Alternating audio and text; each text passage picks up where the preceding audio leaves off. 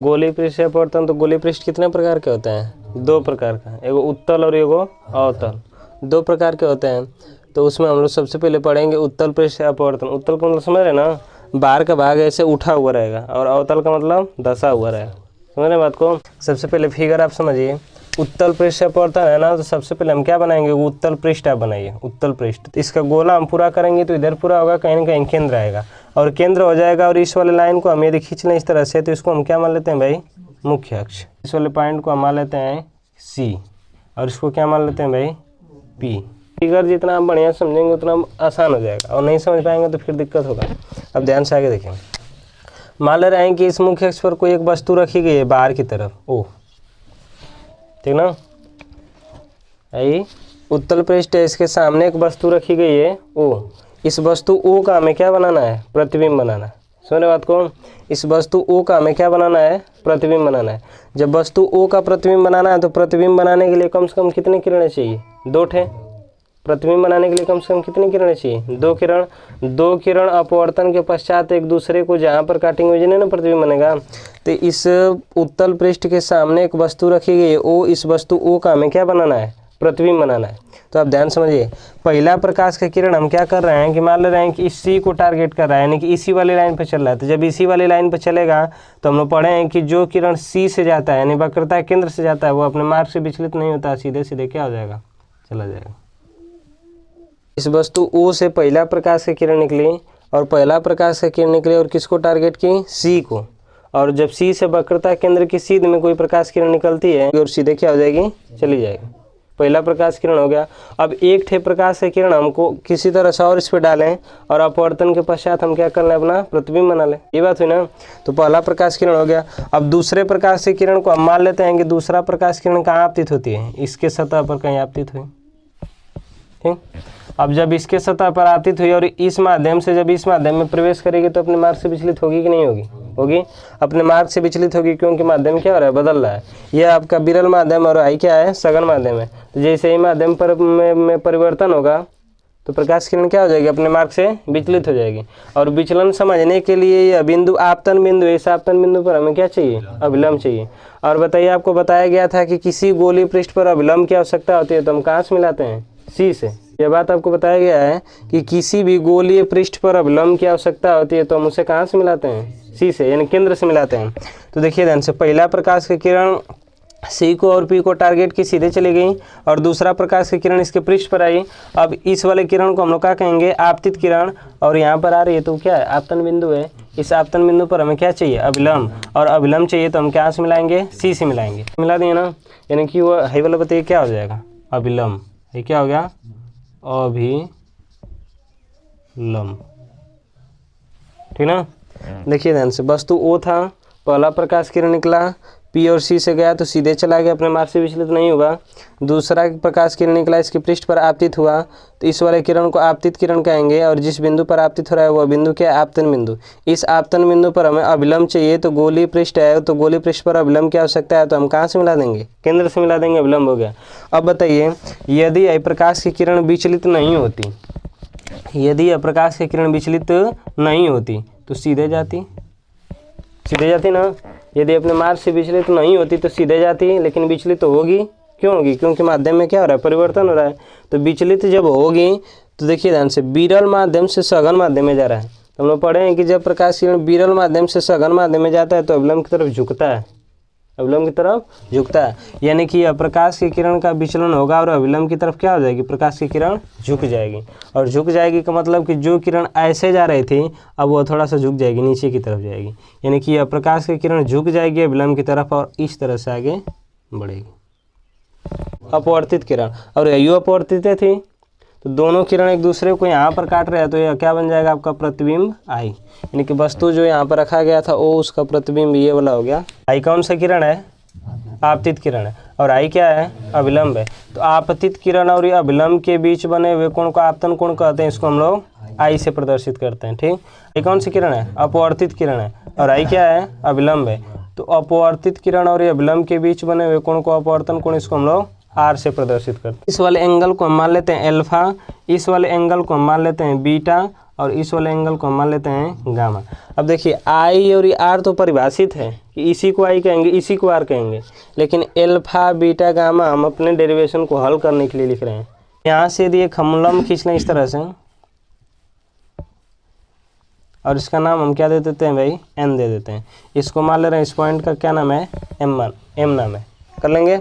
अब हम लोग जानते हैं कि पी और एन को कभी पी कह सकते हैं, कभी एन कह सकते हैं, क्योंकि दोनों पॉइंट पास पास में है। जब इसको हम नज़दीक लाएंगे तो जब इस पूरे क्रियाकलाप को यहाँ पर किया जाएगा तो पी और एन पास पास होंगे कि नहीं होंगे, तो पी और एन आपस में क्या होंगे, एक तरह से एक ही पॉइंट है मान के चला जाए।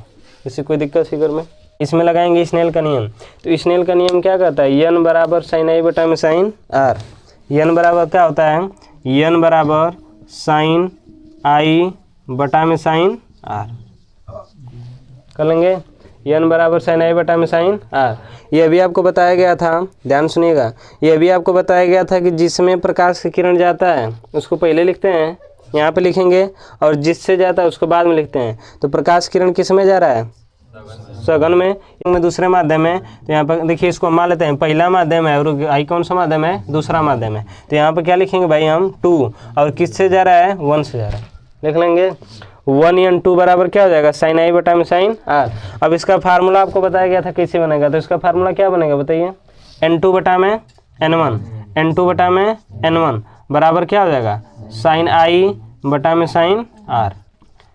तीरे गुणा करेंगे, जब गुणा किया जाएगा तो क्या आ जाएगा बताइए, n1 साइन आई बराबर क्या हो जाएगा, n2 साइन आर।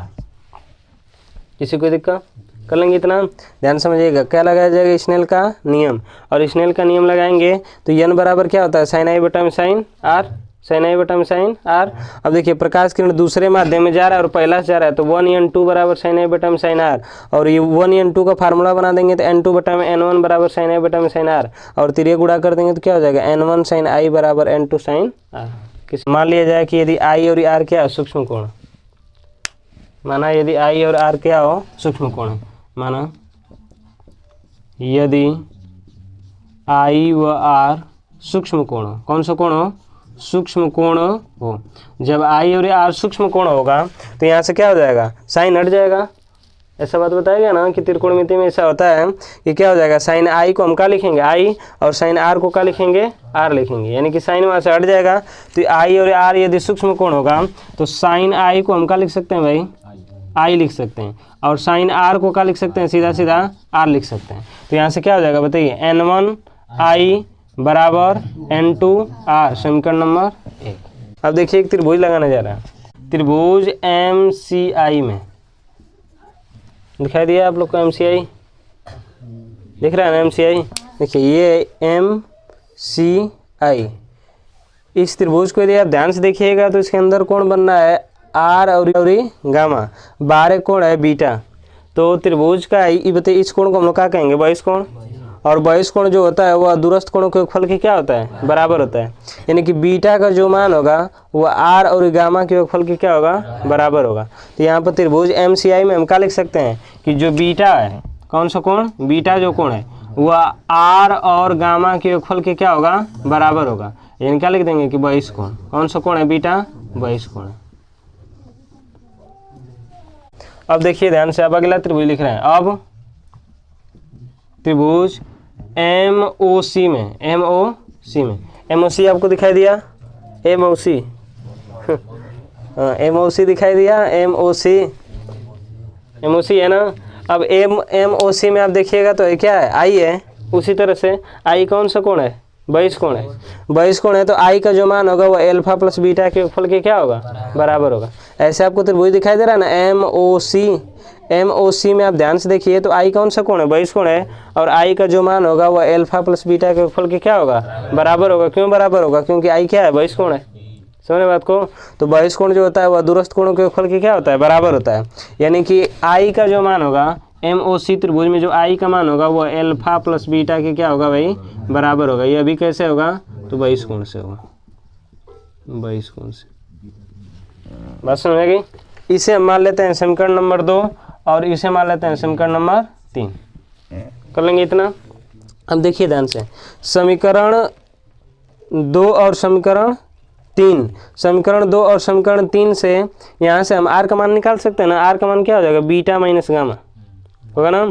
आर का मान यदि यहाँ से हम निकालेंगे, यहाँ से ध्यान समझिएगा, यहाँ से यदि आर का मान निकालेंगे तो क्या हो जाएगा, बीटा माइनस का गामा। अब आर के मान को और आई के मान को समीकरण नंबर 1 में उठा कर रख दीजिए। हम क्या लिखेंगे, समीकरण 2 व समीकरण 3 के मान को समीकरण 1 में रखने पर, समीकरण 2 और समीकरण 3 के मान को कहाँ रखने पर, समीकरण 1 में रखने पर।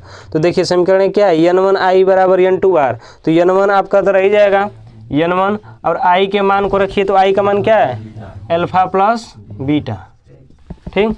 और बराबर क्या हो जाएगा, बराबर n2 है ना, तो n2, और r के मान को रखिए तो r का मान क्या है भाई, बीटा माइनस गामा। कर लेंगे, हल करिए इसे आप लोग। तो इसका इसमें गुणा, फिर इसका इसमें गुणा, ब्रैकेट हटाएंगे तो गुणा होगा कि नहीं होगा, तो यह क्या हो जाएगा, n1 alpha plus n1 beta बराबर क्या हो जाएगा, n2 beta minus n2 gamma. किसी कोई दिक्कत है यहाँ तक में? अब यहाँ से फिर से कंडीशन लगाया जाएगा। यदि मान लीजिए कि पूरा क्रियाकलाप यहाँ पर यदि होगा, पूरा क्रियाकलाप इतना ऊपर हुआ है, यदि यहाँ पर होगा तो जितने एंगल बनेंगे अल्फा बीटा गामा छोटे छोटे होंगे कि नहीं होंगे, सिंपल सी बात होंगे छोटे। यदि मान लीजिए कि इसको और ऊपर करेंगे तो ये कोण क्या होंगे, बड़े बड़े होंगे। इसको यदि पास में लेकर आएंगे, यहाँ पर यदि लेकर आएंगे हम, तो कोण में क्या होंगे, छोटे छोटे होंगे। तो ये माना जाएगा कि यदि अल्फा बीटा ये सब गामा क्या हो, सूक्ष्म कोण, तीनों कोण है, अल्फा है बीटा है गामा, उसके अलावा तो सब अपवर्तनांक है। समझ रहे बात को?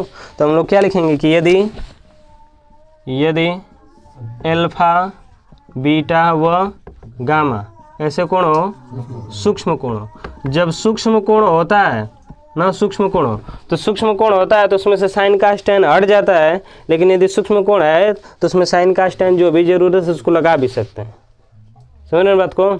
यह त्रिकोणमिति का है चीज़ कि जैसे मान लीजिए कि सूक्ष्म कोण यहाँ था तो हम साइन को हटा लिए हैं, यदि वहाँ पर सूक्ष्म कोण मानेंगे तो अल्फा है तो उसे हम sine alpha, cos alpha, tan alpha कुछ भी लिख सकते हैं अपने ज़रूरत के अनुसार। बीटा है तो बीटा को हम sine beta, cos beta, tan beta, cot beta कुछ भी लिख सकते हैं, और गामा को भी कुछ भी लिखा जा सकता है। समझ रहे बात को? तो यहाँ पर मान देखिए क्या माना गया कि अल्फा बीटा और गामा यदि सूक्ष्म कोण होगा तो अल्फा को हम अपनी ज़रूरत के अनुसार, तो यहाँ पर ज़रूरत है इसको हल करने के लिए, अल्फा को हम क्या लिखेंगे भाई, टेन अल्फा। क्या लिखेंगे, टेन अल्फा। इसको लिखने के लिए हम sine alpha, cos alpha, tan alpha, cot alpha, cosec alpha, sec alpha कुछ भी लिख सकते हैं, लेकिन जिस डेरिवेशन में जिसकी आवश्यकता होती है उसी को लिखना होता है। तो यहाँ पर हम क्या लिखेंगे, टेन अल्फा, और बीटा को हम क्या लिख सकते हैं भाई, तो टेन बीटा। समझ रहे बात को? और गामा को क्या लिख सकते हैं, तो टेन गामा लिख सकते हैं।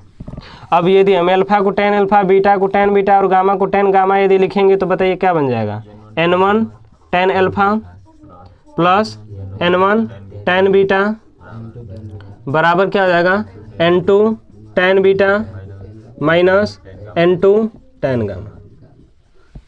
किसी को दिक्कत? कर लेंगे इतना। अब चलिए ध्यान समझिएगा। अब टेन अल्फा, टेन बीटा ये सब हो गया ना गामा। अब उसको फिगर में से हम ढूंढेंगे एक त्रिभुज, और उसमें से मान उठा कर वहाँ पे रखा जाएगा। सुने बात को? अब देखिए ध्यान से एकदम समझिएगा। ये n1 है। अब टेन का फार्मूला क्या होता है, लंब बटा में आधार। टेन का फार्मूला क्या होता है, लाल बटा कक्का करिए लंब बटा में आधार। इस फिगर में ये देखिए अल्फा है, यहाँ पर है ना, अल्फा है, अल्फा के सामने वाला ये लंब होगा और अल्फा सटा वाला क्या होगा, आधार होगा कि नहीं होगा?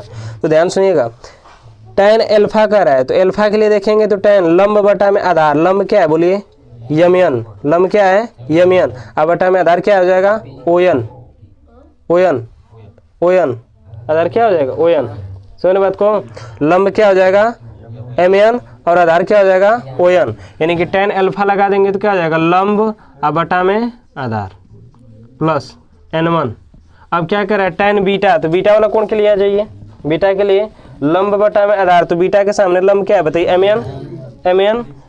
एमएन, और बटा में आधार क्या है बोलिए भाई, आधार क्या है, एनसी, आधार क्या है, एनसी बराबर n2, और टेन बीटा लगे तो बीटा का क्या हो जाएगा, लंब बटा में आधार, तो लंब क्या है बताइए, वही बीटा के लिए एमएन बटा में एनसी होगा ना, क्या हो जाएगा, एमएन और बटा में क्या हो जाएगा, एनसी, और माइनस हो जाएगा n2, और गामा के लिए लगाइए, और गामा के लिए बताइए क्या होगा, गामा के लिए लगा के बताइए क्या होगा, हाँ, एमएन बटा में गामा के लिए लंब बटा में आधार, तो लंब क्या है, एमएन, और आधार क्या है, एमआई, अरे एनआई, सॉरी एनआई, ये बताइए लंब क्या है, Mn, और गामा के लिए आधार क्या हो जाएगा Ni कर लेंगे, तो क्या हो जाएगा Mn बटा में Ni हो जाएगा।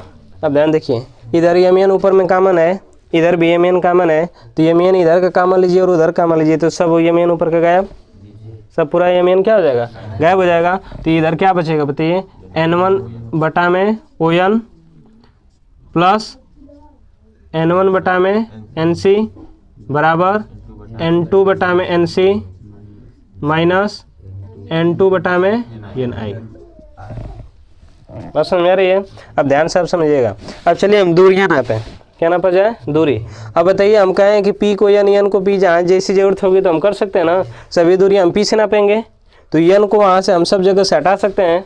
देखिए चूंकि N और P एक ही पॉइंट पर हैं, तो N और P आपस में क्या है बराबर हैं, तो इसको हम हटा के यहाँ पे क्या लिख सकते हैं बोलिए, N1 बटा में OP प्लस N1 बटा में PC बराबर N2 बटा में PC और माइनस N2 बटा में PI कर लेंगे इतना।